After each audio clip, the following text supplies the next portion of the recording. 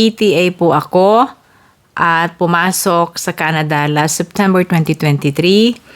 Then nag-exit ng March 2024 at planong bumalik sa June 2025. Ang tanong, magagamit ko pa po ba ang aking ETA? At ang sagot natin, ang visa ng ETA, Electronic Travel Authorization, ay 5 years. Pero yun ay mula ng ma-issue sa'yo. No, hindi yung mula ng ginamit mo. No? So, 5 years ang visa mula ng ma-issue sa'yo ang iyong ETA or depende kung ang iyong passport ay mag-expire ng mas maaga kaysa sa 5 years.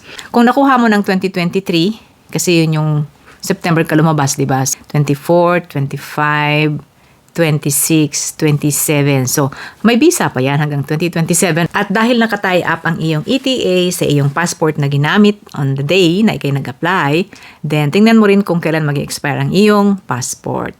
Ibig sabihin pala nito, kung kukuha kayo ng ETA, dapat ang inyong passport ay meron pang validity ng at least 5 years. Ano? Para makuha niyo yung maximum na 5 years na validity ng inyong ETA. So, yun. Sa tingin ko ay pwedeng-pwede ka pang pumasok ngayong June 2025 or beyond that, pwede pa rin. Hanggat hindi natatapos ang 5 years. Thank you sa nagtanong. At yan po ang ating kasagutan si Ate Menchito from Toronto. Follow for more.